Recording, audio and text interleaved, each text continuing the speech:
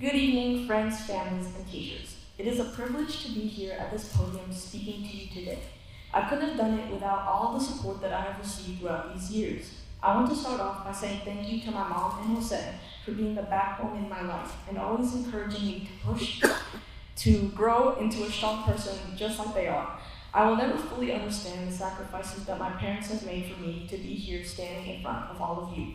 A billion thanks are due towards them and all that they've done for me. A thank you to all my teachers, elementary through middle school. Mrs. Houston, Miss McNamara, Mr. Josh, Miss Strong, Miss Chapman, Miss Tambrello, Miss Mashinsky for always being lenient and understanding with us 8th graders, Mr. Dimitropoulos for always putting up with the most absurd attitudes and always filling the room with laughter, Mr. Fraker for always making the most unfunny jokes I've ever heard, Mr. Wilkie for always speaking his mind and telling us how terrible our generation is, and lastly, the cops for being the most kind-hearted people I've ever met.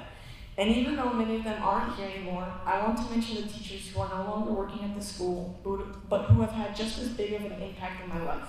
Mr. Dewar for always spewing the most cryptic messages, Mr. Jameric for believing in me at times when I didn't believe in myself, and lastly, Mrs. Hook for being as much of a friend to me as she was a teacher. These people have crafted and molded us in countless ways, raising us to be the scholars that we are today. I know that it's a bittersweet feeling for us to leave behind a place that many of us have considered a second home. Some of us have been a part of the Epiphany student body for more than 9 years, and some of us have only been here since middle school. Regardless of how long we've been together, I can see the special bond that this class shares with each other. Our class is like a family, supportive and influential to each other while also annoyingly bickering with one another at times. There are days when we aren't the kindest, but we always manage to make things right and build our relationship even stronger than it was before. Even though it is sad to think that we have to part ways, new beginnings are upon us. Some of us were met with disappointment when we received unexpected results from prospective high schools. Many of us were given a different answer than from what we had hoped, but that's not bad luck. That's part of the plan. If we were all meant to go to the same high school, we all would have been looking at the same acceptance letter. But God has decided to put us all on different paths. Doors have been closed so that new ones could be opened. You, nor myself, have a clue what our future holds. Only God knows. So there's a reason that all of us were accepted into different schools. Reasons that are not yet made clear to us. Jeremiah 29:11 states, "For I know the plans I have for you, declares the Lord, of plans to prosper you and not harm you, plans to give you hope and a future." It might not have been a part of our plan, but it's just a small part of the perfect will of God, so do not be discouraged. This graduation is a celebration of all that we have accomplished. This year, we all know that this year wasn't easy, and I think it's clear that things will only begin to get harder. Harder in